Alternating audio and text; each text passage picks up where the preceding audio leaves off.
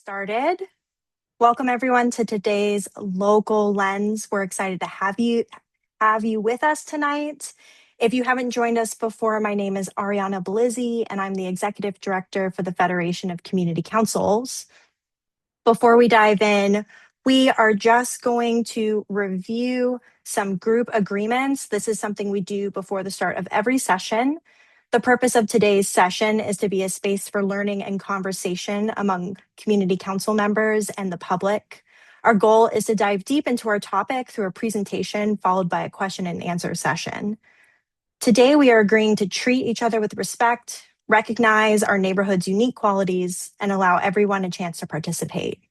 Some logistical notes: the facilitated Q&A will happen after the presentation. We do encourage lots of questions. You can either submit those questions through the chat function or raise your hand.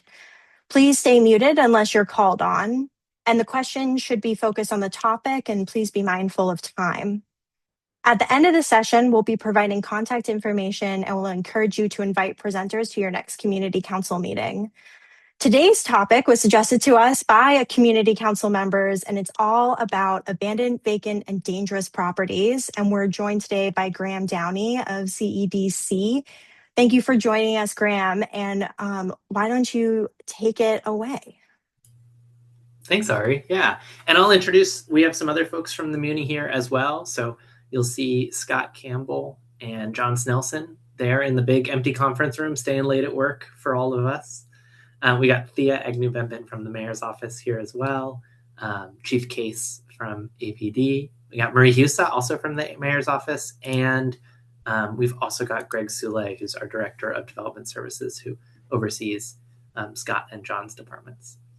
So really excited to chat with you all about vacant, abandoned, and dangerous properties today.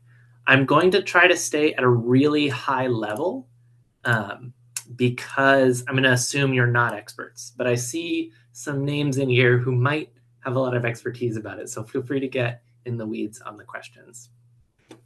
So just of what we've done recently that I really wanted to talk with you all about is we've got a bi-weekly meeting. In that room, you can see Scott and John in right now, where we bring together a ton of different departments to focus our efforts on the most dangerous, vacant, abandoned, neglected properties in Anchorage that are causing issues both for the residents who live in them and also for the residents who live near them. So lots of different logos on this screen, lots of different departments coordinating. It's a really exciting meeting. We get to make real progress every 2 weeks, really significantly, on some of the most dangerous, long-standing nuisances properties in our community. I'll talk a little bit about what each of these departments does, just for high level. So I think you all are familiar with APD, and Chief Case can tell you more if you're not. APD really helps us highlight places where we have dangerous activity, criminal activity. With the MIT and the HOPE team, we're also really focusing on folks who might have needs and making sure we're delivering needs to those folks. The Municipal Attorney's Office, one of those critical attendees of the meeting, they tell us what we can and can't do. Right? They help us actually make progress when we have legal claims against a property owner. They help us follow the law. Really, really important. We have the municipal attorney there. Fire department, similar to APD, a critical public safety agency. They're helping us identify places that might be at risk of harm to themselves or their neighbors. The health department has enforcement powers related often to animal welfare. Animal control is part of the health department. And then we've got development services, which includes both code enforcement as well as land use and right-of-way enforcement. And those are the departments that are charged with making sure the buildings are safe and that there's not a bunch of junk in the yard, that it's not creating a nuisance for the neighbors around it. And then, of course, the Office of the Mayor helping to keep everything coordinated, on track, and prioritized. So a really great team we've got here working together every 2 weeks. Let's dig into some examples of what we've been up to recently. So 4626 Thompson is in Mountain View. It was a long time dangerous property. We had some significantly deteriorating conditions in the property. Folks didn't have access to hot water or heat. There was a lot of exposed wires, things that could burn, a really significant risk of a fire in that building. And they didn't have smoke alarms. So if there was a fire, the residents were going to be at great risk. We ended up, as a municipality, had a bunch of calls for service there, ended up serving them with code abatement went out and said, hey, you have to fix this. It can't stay like this. And by the way, because of a recent ordinance, while you fix it, you're either going to need to pay for your tenants to relocate, or you're going to have to help them relocate and find a safe place to live because they're paying you rent, and you need to provide them with a safe place to live. And the owner said, I don't want to do that. Here's the deed to my property. So the threat of the fines and the fees and the rental relocation assistance led this property to being transferred to municipal ownership, at which point huge effort by APD and the HOPE team and the Restorative Reentry Services folks to make sure the people who were living here could get a safe place to live. We're now moving forward with demolition on this property. So in the next couple of weeks, I think it's having hazardous materials removed now, and in the next couple of weeks, we'll be tearing it down. Another recent case study you probably saw in the news, Big Timber. It's been a menace for quite a while. I think on a lot of previous administrations' priority lists of trying to get this torn down, trying to get this addressed, trying to make sure this no longer put the people in it and near it at danger. I think a good example of sort of some of the back and forth that often happens with these buildings, you say, hey, can we get a stipulated agreement where you agree to fix things and then we'll waive fines? And they say yes. And then it doesn't happen, or it falls through for some reason, or we're not able to get the agreement signed. So what we're able to do with our interdisciplinary every biweekly group is really just make focused progress on this, just keep making forward momentum on this until just earlier this month, we're finally able to demolish it. We're going to recover the costs, all of our municipal costs, by leaning the property, so it's still in private hands, but we're able to address the public danger, able to demolish it, and we'll recover those costs when it is eventually sold. So big victory, I think, for a lot of community members here at Big Timber. Another example, just from today, 1306 Chugach Way, this is in Spenard, was cleaned up by the right-of-way team today. So this building got demolished by the owner earlier this year. They left this huge pile of junk you can see on the screen. The trash was overflowing to the neighbors, impacting, causing costs for like Cook Inlet Housing Authority and others who are nearby. And it was also a major magnet for criminal activity, a lot of retail activity happening here. So by addressing this, by getting it cleaned up, we're really helping to not have that sort of attractive nuisance issue here. Anyway, just today, very exciting news. And then not only are we tearing things down and taking care of and addressing dangerous properties, but we're also moving them into productive use. So 6721 Teschlar's in the Abbott Loop Community Council area. It was significantly damaged in 2024 by a fire, and I think it was foreclosed on, which is why an out-of-state loan servicing company owned it.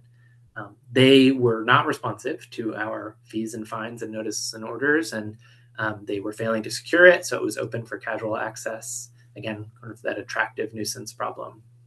Rather than paying the fees and fines, the owner decided to deed the property to the municipality. And then our real estate department was able to put it out for bid, and it was sold just last month to Cook Inlet Housing Authority so that they can build affordable housing on this lot. So by addressing the nuisance property, we're also helping to move those properties into more productive ownership, into a more positive reuse. All right, so those are just four recent examples of some of the work we've been doing and how we're leveraging a bunch of different municipal resources to make progress on some of these dangerous and vacant properties. If you have a dangerous, vacant, or abandoned property in your neighborhood, you have a couple options. I think probably this link at the top, AnkWorks, that's your best bet. It's a great place to go to submit a complaint.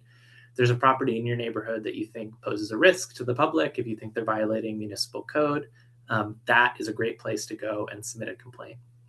You can also call the code enforcement hotline if you think, again, that's for a dangerous building. And then obviously, if you see a crime, if it's an emergency, call 911. If it's not an emergency, you can call 311. And again, that helps us to prioritize when you make those reports. It really helps us to understand what's going on in the community. So I would strongly encourage you to use all of these tools to let us know what's happening in your neighborhood. Okay, that was pretty fast. We're trying to leave lots of time for your questions. So all these wonderful municipal folks are here to help answer your questions. Maybe before we do that, if any of our other muni folks wanted to chime in and add to anything I said, or add something of your own. I'd like to say something. I think I've worked here for 4.5 years now. My background is in construction. I'm a wireman by trade, and I had several years working in a refinery. When I first uh, accepted this position back in July of 2022, we only had three code abatement officers at the time. We had over 600 cases. We struggled to follow up with any of these cases because we just simply didn't have the labor resources to do that. And I would just like to thank this administration for not only providing help for us to grow our staff, but really the legal help that we have received from the legal department has been outstanding. And I don't think we could be in the position we're at without the cooperation from the legal department and especially from the officers from APD. They have been phenomenal to work with. And we've always tried to have this goal to clean up some properties around Anchorage, but without the help from and the resources that we've gained from this administration, we wouldn't be where we're at today. So thank you for all the rest of you for what you do.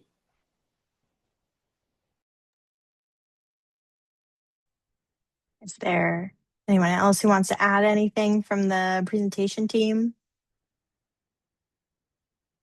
Okay. If it's okay with everybody, we'll get into some questions. Jade, I see you had your hand up if you want to join us. Hi, yeah. Hope you all can hear me okay. Mhm. In our community council, we had a particular property where there was some allegations of sales of drugs and people coming and going, pretty much the laundry list of things that you could have that would be relevant to the discussion today.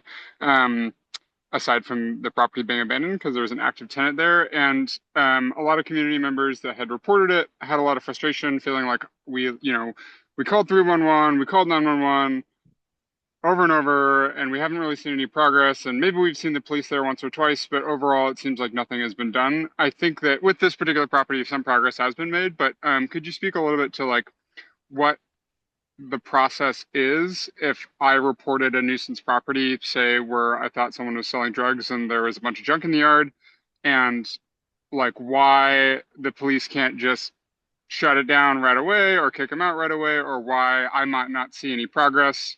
And if I was interested in knowing what the progress was, like how I could find out or who I should contact to follow up on my reports.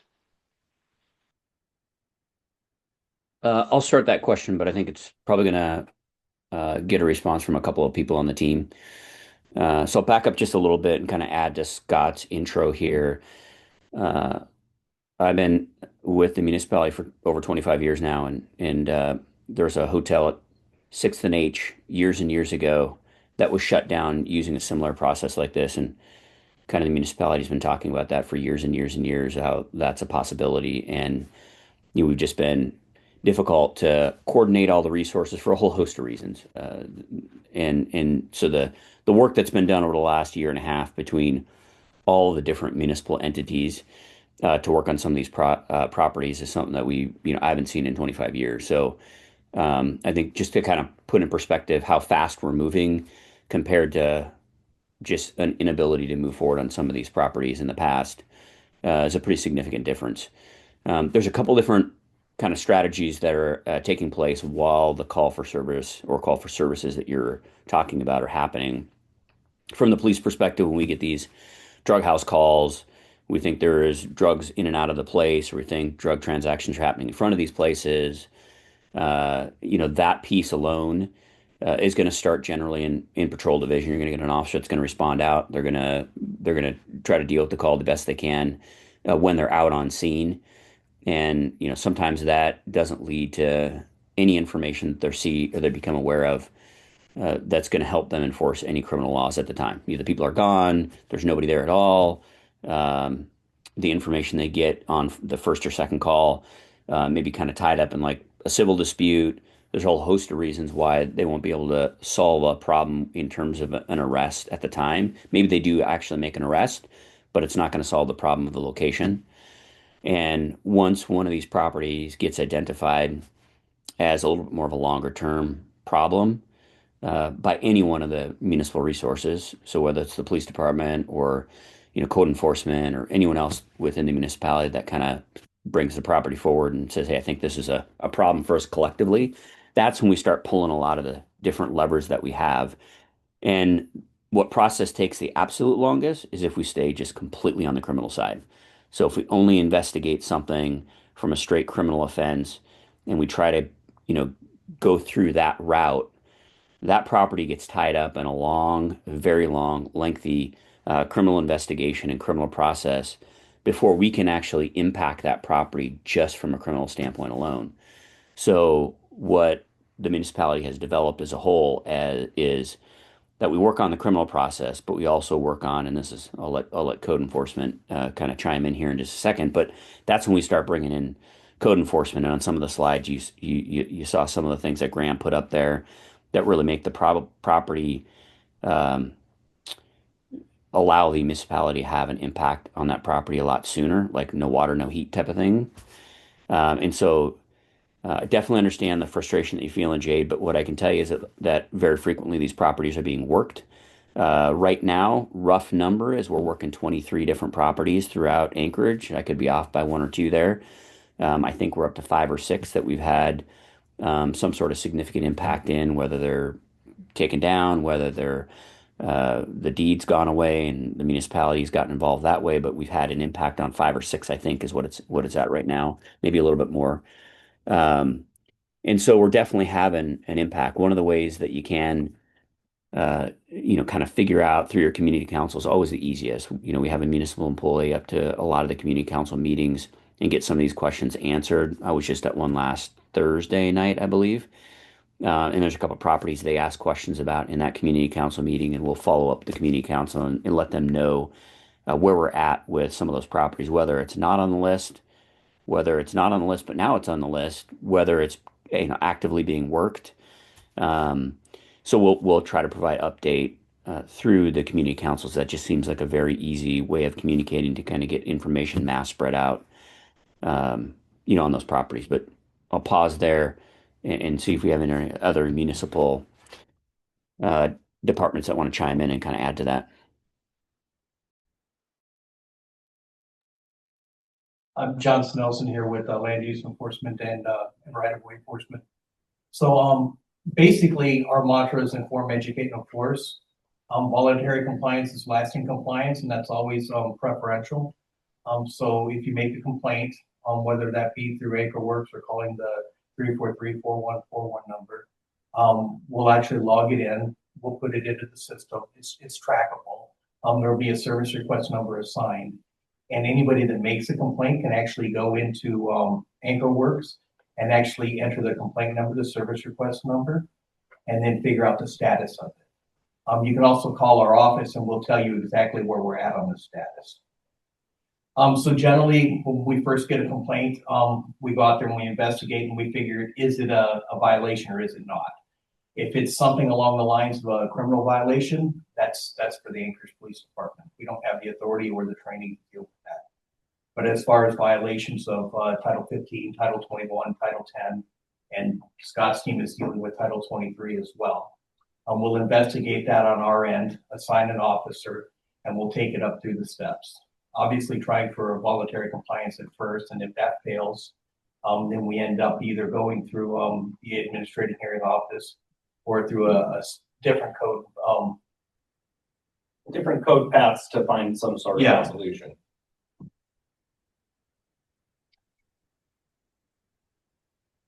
Does that answer your question at all? Yeah, I think it did. Did anybody else from the presentation team want to add anything? Okay, great. Oh, Graham, go ahead. I think just very quickly, I want to get to all these other great questions, but we don't communicate a ton about it until it's done, and that can be frustrating. I totally understand, and that's because of an abundance of caution to protect the residents, to protect private. We want to be respectful of, even if it's to a fault, the private property owner rights, as well as make sure the residents are protected and not interfere with active criminal investigations. So mid-process, it can sometimes be hard for us to provide public updates, but thankfully, when we get to some kind of resolution, like you're seeing in the slides I shared earlier, we can share good news at the end of the process. Thank you. And I saw we got a drop in the chat for ANC Works as well as the Real Estate Services Active Listening. If you want to take a look at those. Move on to our next question. Luke, go ahead. Hi, thank you. I'm a Mountain View resident on Price Street. From my front porch, I can see three different abandoned properties that have been boarded up. They have been taken care of in that regard, but they're still attracting quite a few people coming and going. I have to report or deal with people almost every day coming and going. We're really close to the elementary school, Clark Middle School, and the community center. And I guess my question is, what is the prioritization strategy for cleaning up some of the buildings that are closest to these really high risk areas like elementary schools, churches, and community centers? Yeah, I can speak to that one specifically. So, like Chief Case was saying, it is often really helpful when we get information from a community council because, like in the case of the two Price Street properties that you're referring to, basically in the same community council kind of plea for help, we got the report about the Thompson one that Graham showed you the slide on, the two Price properties, which are owned by the same owner. One of them was already boarded up. The other one was still pretty active. And then also another property on Irwin. So we really kind of went after those all together. And, Graham told you the story with the Thompson one. We became the owner there. So then we really needed to relocate those tenants. So we did. In the case of Price Street, that's where there's like a sort of other wrinkle in doing this type of work because the owner and the owner's adult children were allowing a lot of that activity to occur. So our role at that point is to, first kind of make contact, like John was saying, make contact, make sure people are aware of the violations and what's going to happen. But then ultimately, we had to shut it down. We still did provide a lot of support to relocate those folks, even though it wasn't the Muni's responsibility to relocate them in the sense that we were then the property owner, because we weren't, but we did help the people who ended up unhoused to relocate. We used our relationship with the Good Neighbor Fund, which is a community fund that some community members have started and that is used by our outreach teams for short-term support. So we actually facilitated that. And then part of what we did in that situation also was try to connect the property owner with folks who might want to acquire those properties because it was clear that the property owner in that case didn't necessarily have the will or the means to really address the issues with the property. So that's the path we've taken on that one. And I could hand it back to Scott and John because I think they will know more the current status there. But we're still working those. Like we don't feel like that project is done. And then similarly on the Irwin Street one, that was again another kind of wrinkle, which was that the owner did relocate the one paying tenant that they had, but they had a number of folks staying there that they claimed to not know were staying there. A little quibble about that. But so in that case, we also did help some of those folks relocate. And now we're kind of continuing to pursue the owner for resolution on that property too. So it is, it's a lot of twists and turns with these. And like Graham was saying, we always want to respect private property rights, but we also really want to protect the interests of the neighborhood. I mean, we have another one on San Antonio, which is a massive land use case that John's team pursued. And again, it's way better now, but the sort of underlying problem is still there. So we're still continuing to work with that property owner on that one. So like Graham said, it's not super quick, but we are for sure still very focused. And I think with Mountain View, we have a map that shows us kind of distressed properties and vacant and abandoned properties. And when we have a neighborhood that has a high concentration of them, we are going to continue to work that area more. We also helped demolish a building that's owned by a church in Mountain View that had been there since the 50s. It was an old daycare center. So in that case, we have a stipulated agreement with that landowner. We did the demolition. It's at Peterkin and Flowers, and then they have a certain period of time in which to redevelop that property. So lots of different options with these cases. I'll just throw in with I appreciate you. I'll throw in with the Price Street properties. I did speak to the potential developer for those, and he was hoping to close on at least one of those properties by the end of the week, which would be beneficial. I haven't spoken to him yet, but I will follow up. I think that's one of the things that's difficult with this job is we do have so many different properties in these little areas, and we bounce around from one to the next. We try to give as much attention as we can to each one, but sometimes others become a priority, and so we focus our time in on those.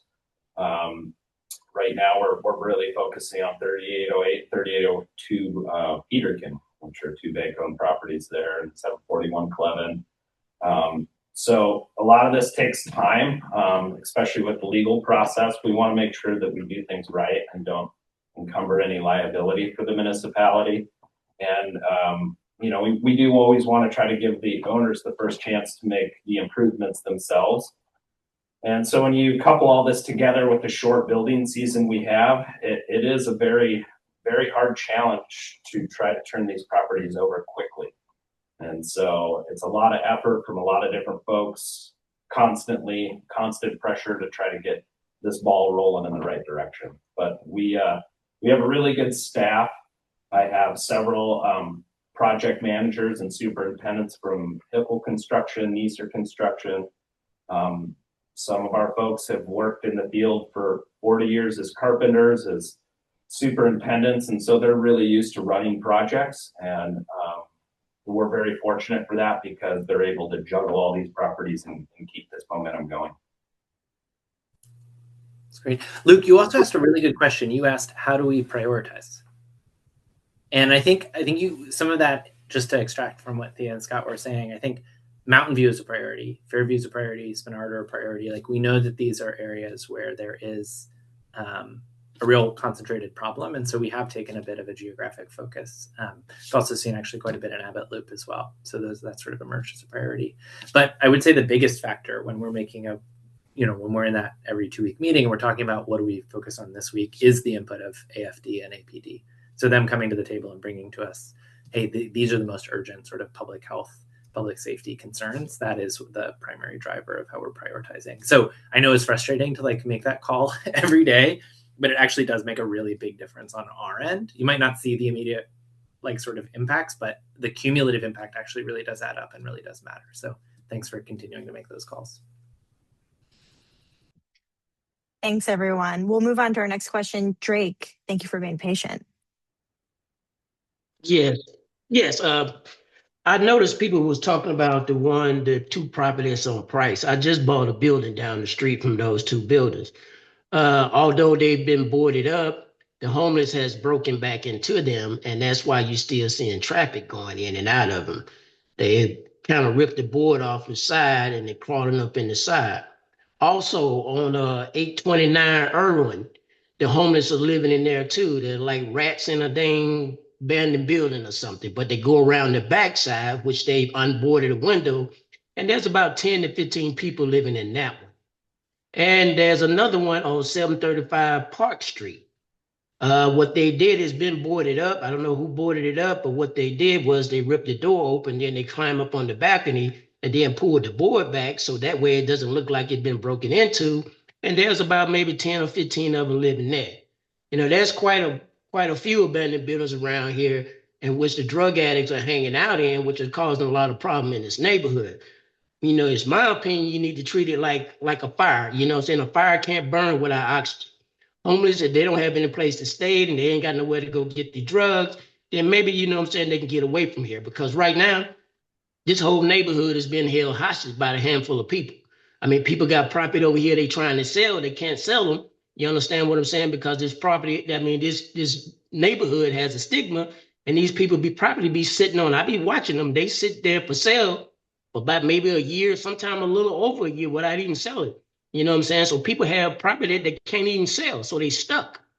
And that's because of what's going on in the neighborhood. Now, I don't know if it's by design or what, you know what I'm Hey, saying? But hey, Drake, I'm just curious, just for the sake of time, is there a question? Can we get to your question?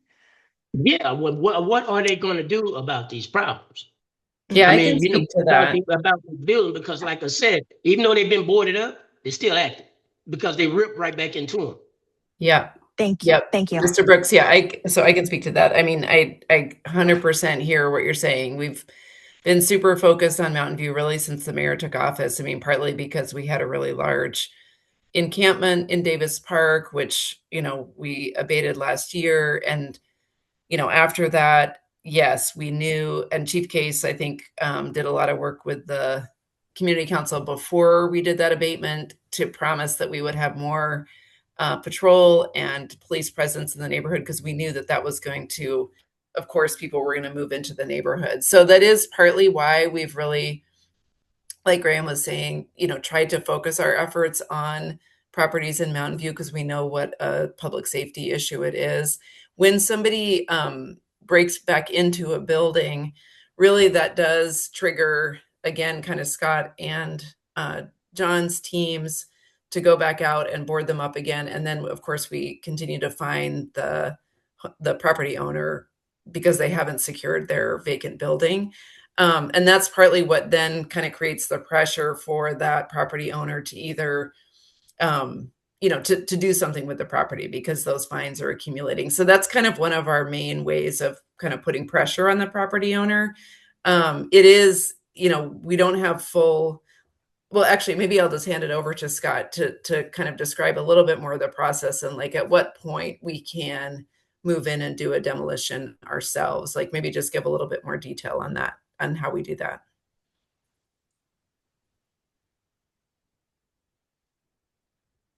Scott, you're on mute if you're responding. Yeah, sorry, my mouse is being a little weird. So that's part of the biggest challenge that we've had is with demolition of a property. That's why the last 2 years we've been working so diligently with the legal team, is to make sure we have our ducks in a row to where when we get to that public nuisance, like it's a big timber and there's people breaking in, that we can actually legally go in and take that building down. And that's done through the Dangerous Building Code. It's under Title 23. It's that those code provisions have been there for years, but they've never been exercised. And so that's the difficulty, is making sure that we're doing things the right way. Now, as far as nuisance properties are concerned, that's what we're now getting into doing. The big timber, it sat there for a long time. It didn't really have a lot of attention, and people started to break into it again. It became a very dangerous place. It became a nuisance. That gives us a code path to where we can get involved. I know same thing with 616 and 617 Price. They became nuisance properties, and we were able to post notice to vacate. That's kind of the first step. If it's a vacant building and it's beyond the point of economic feasibility to rehabilitate, then we consider that a demolition. Some of these properties, if people want to put the money into them, you can rehabilitate anything. But a lot of the properties in Mountain View, some of our older properties in the 50s and 60s, they weren't built without engineering, no inspections, faulty materials, without quality labor. So to remodel that structure is going to cost you more than it is to just demo and start over again.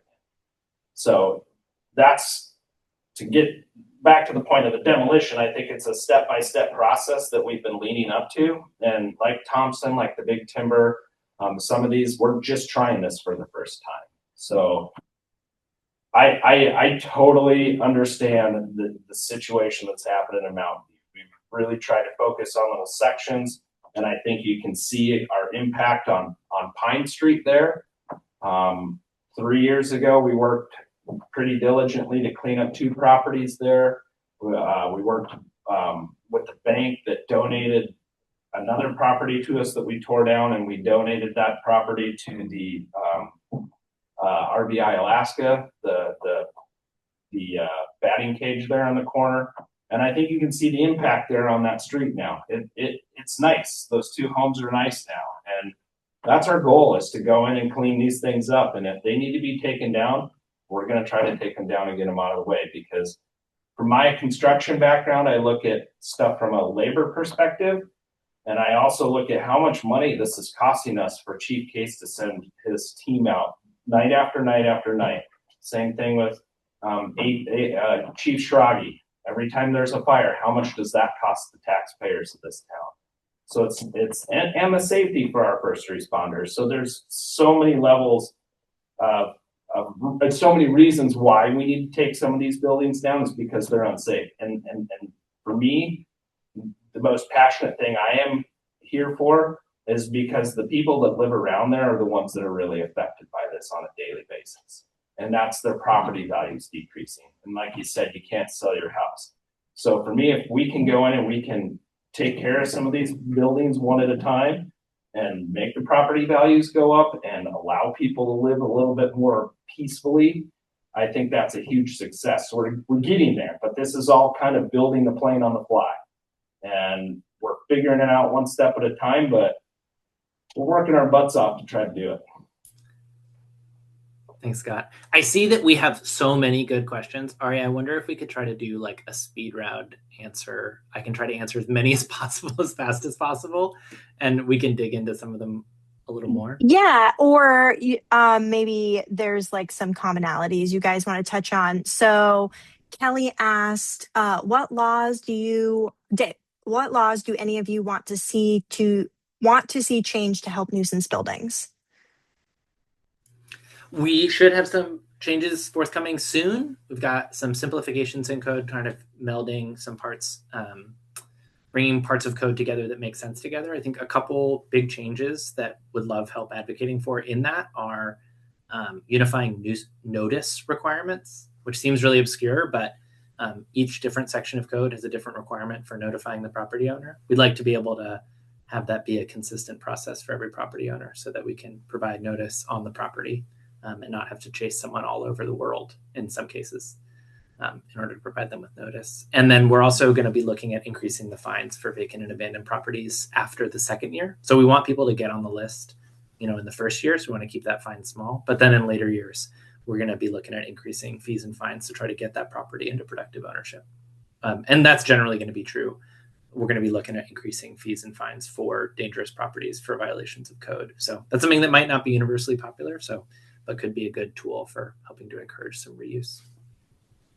Great. And we have kind of two similar questions. What is the process to sell properties taken by the city? How is the public notified? And what are the municipality doing with buildings in their possession?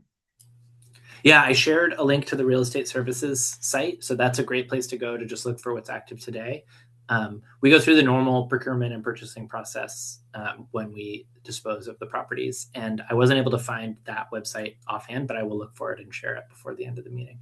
So there's you can sign up to get regular alerts. And so what is that? Is there like a special process for those? I think just to get to the point of the question. The sort of default process is we put it out competitively. So if we're the only exception to that is if we are going to sell it for less than fair market value, like if we donate Teshlar to CHA or we donated some properties in Russian Jack to Habitat for Humanity, then we go through an assembly process where they approve of the disposal. Otherwise, we sort of sell it similar to how we do tax foreclosures, where we do a competitive process to sell it to the highest bidder. Thank you. What can we do as citizens to help make the task of shutting down or closing up vacant property more efficient? Well, one thing, I don't know, maybe this is not what the question is asking, but Thea mentioned earlier the Good Neighbor Fund. I think if you're looking for something really concrete to do as an individual to make a difference, I think contributing to the Good Neighbor Fund is a great way to provide immediate help to folks who will need it and to help them get on their feet. I guess as a neighbor, probably the number one thing you can do is complain. As a property owner, the number one thing you can do is fix up your place and keep it nice and follow the law. But I do think as a neighbor, like the complaints, I know it can sometimes feel like you're yelling into the void, but it is all useful data. In fact, the more 911 calls that a place has, the higher the fine. So there's a fine that gets associated that ramps up as a place has more police calls. So I know it can feel frustrating, but I think that complaining, calling 311, calling 911, submitting complaints is actually really valuable and probably the most important thing you can do as a neighbor. So for a community council, if they've identified a house that is or an area that is an issue, would having the neighbors at that community council all individually report it be more meaningful? Is it better for the council to make like one request? What helps you guys? Yeah, I think a wave of independent reports might end up getting lost or swamped. So yeah, if the council had an opinion together and wanted to relay that, I would say both are okay. Yeah, either way is probably fine. Great, thank you. We have a question from Leslie. What about properties that have been severely fire damaged? Yeah, I think one thing that's been tough, it's been a consistent pattern is like we had an example in Fairview, property was about to sell. It's about to get into productive ownership and then it like burned the day of the sale. It was such a shame and ended up canceling the sale. So I think that's where we're trying to work with the property owner to make the necessary repairs and make sure it's secured. But ultimately, it's responsible of the property owner to make sure that's safe and secure. And if they don't have the resources to fix it, then they need to sell it to someone who does.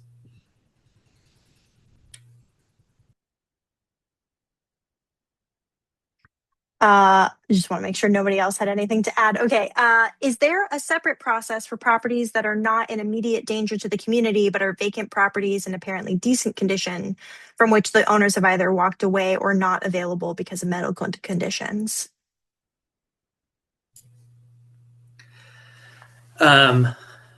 Yeah, I mean, every vacant property in the municipality is required to register on the vacant and abandoned list and be secured. So those are the two big requirements. If you have a vacant property, it needs to be on the registry and you have to pay a yearly fee and it needs to be secured. And so that's where I think increasing the fines in the third, fourth, fifth year of it being vacant is one way we can try to encourage those to move into a more productive use as opposed to just sitting vacant. But yeah, we're not, because those aren't necessarily, an immediate public safety risk, they aren't always rising to the top of our list. But if they are, for another reason, a public safety risk, then that's when you should be making those calls, the 311, the 911, the code reports. What is the biggest bottlenecks in the process for a speedy remediation process?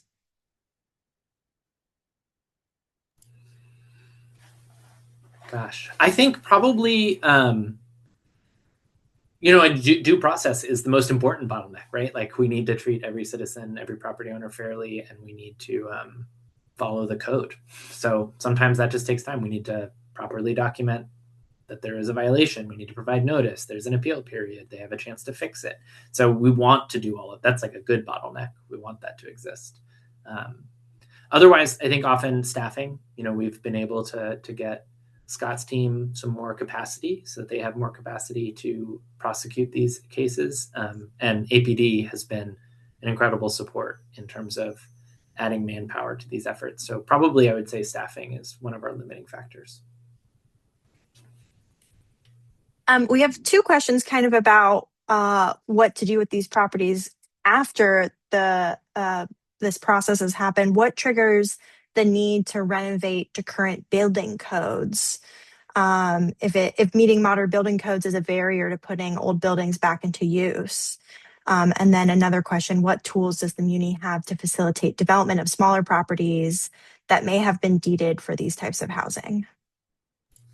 Yeah, really good questions. I might look to Greg if you're available to answer the sort of what triggers the building codes. But one code change we did make recently has to do with nonconformities, which is when you're out of compliance more so with the zoning code rather than building code. And we made a change to that so that if you're doing an interior renovation, we're no longer looking at unrelated zoning problems. So like if you happen to have another zoning violation that's unrelated to the repair you're going to make, which it probably is because it's an interior repair, you can move forward with that interior repair without triggering those unrelated requirements.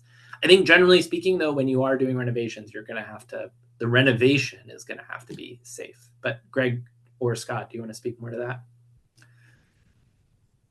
Yeah, that's a difficult one to answer because there's such a myriad of things that we look at when you do a remodel. If you're, changing out fixtures or receptacles or stuff like that, you don't necessarily need to bring the rest of the house up to current code. But if you're doing a significant remodel, we would require that sections of the remodel, or even if it's substantial, maybe the whole entire house to be brought up to current code standards. So it really depends on the specifics of each location. Hey there, this is Greg Soule, Development Services. Scott addressed that pretty well. You know, basically, if you're touching it, then it needs to get put into compliance with our most current code. There's really no exceptions from that. These are our building safety codes. These are not like zoning codes. That said, you know, there are other sort of incentives that have been developed, like tax abatement incentives if you are remodeling a certain portion of your structure that, you know, or at least those are in the works, and some of them are already in effect, that you can get tax abatement on that part of the building that's been rehabilitated. But essentially, if you are going to be doing any additions or renovations to a building, it does have to meet current code if it will be altered in any way.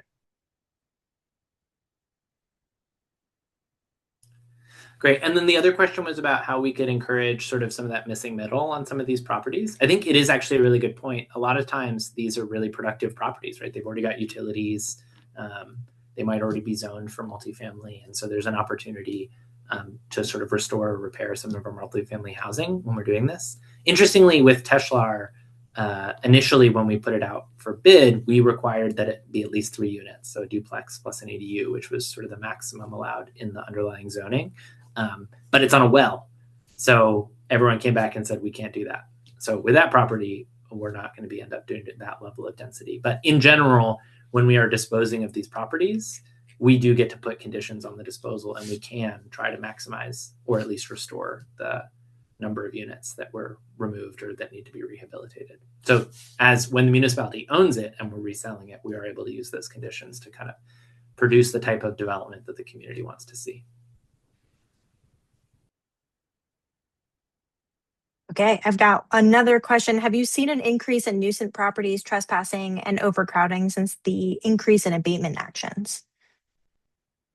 I can speak to that one.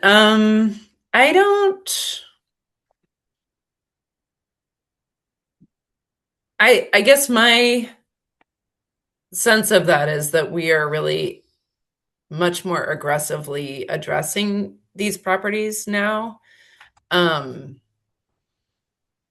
And so I don't know if we've seen an increase. I mean, I think the properties that we're addressing have been around for a long time and probably have been, you know, problems for their neighbors for a while. Maybe I'd ask Scott that question since he's got a lot more history with this than I do, and maybe Chief Case. I don't think we've seen an increase. I think one of the things to note is Anchorage has never gone through the growth that needs to happen. If you look at other cities across the country, you know, they were built 150 years ago, 200 years ago. They've been built up, torn down, built up again, torn down, so on and so forth for generations. Most of the buildings we have in Anchorage are not new, they're older. In fact, over 80% of our multifamily that is 5 living units or more was built before 1984. That's a significant amount of living spaces for this community. And before 1984, you didn't have building inspections, you didn't have engineering, you might not have qualified labor, and nobody was looking at how you built it or what you built it with. So without those type of standards, you are starting to see the degradation of these buildings all over Anchorage. And it's happened for years.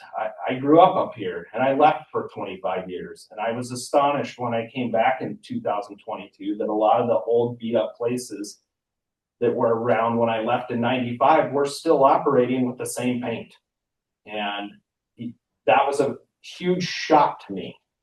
And so what we're dealing with right now is that first growth of tearing down and rebuilding again.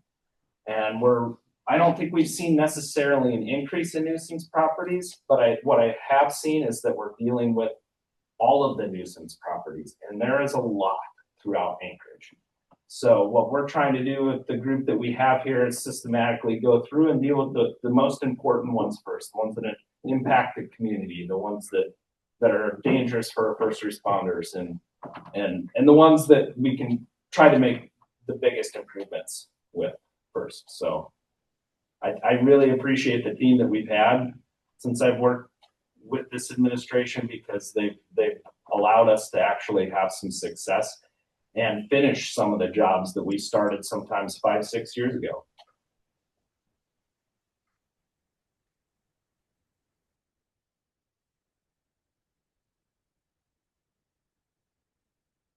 Great. Did anybody else want to add anything?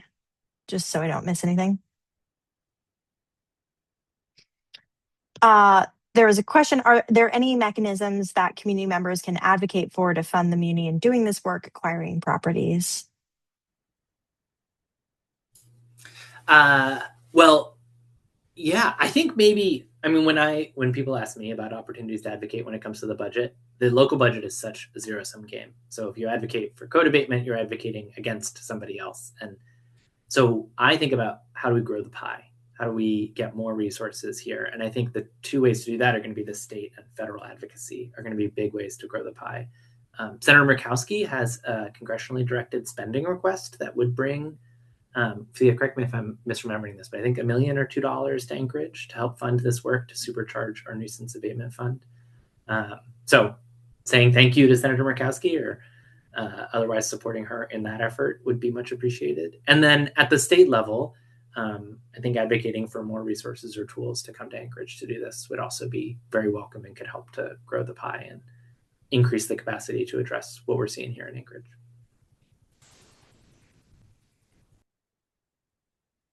Okay, great. Thank you. Yeah, and I just want to mention there have been a couple of comments in the chat about specific properties, and we just want to refer you, please report them to ANC Works or call 311 or 911 if appropriate. Or Graham has said if you have specific questions, you can reach out to him. I've put his email in the chat, and he can try and answer questions if allowable, understanding that there might be outstanding legal or criminal conversations going on that they can't disclose.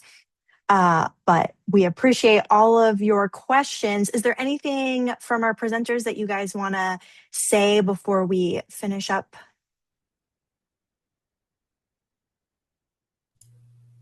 I mean, mostly thank you. Thanks for inviting us, Ari. Jade, thanks for thinking of this. Sorry to call you out.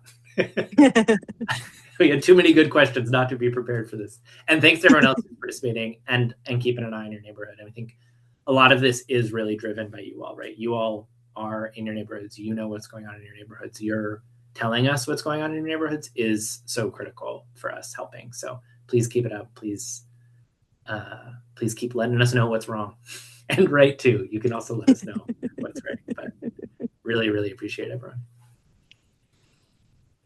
Yes, thank you guys all so much for being here. We really appreciate it. This has been another Local Lens. Thank you all for attending. If you have an idea for a future Local Lens, don't be afraid to reach out. You can email us at info@communitycouncils.org. This and all of our other Local Lens are also on our YouTube at youtube.com/communitycouncils. And we'll be seeing you at your next community council meeting. Okay, bye everyone. Thanks, everyone.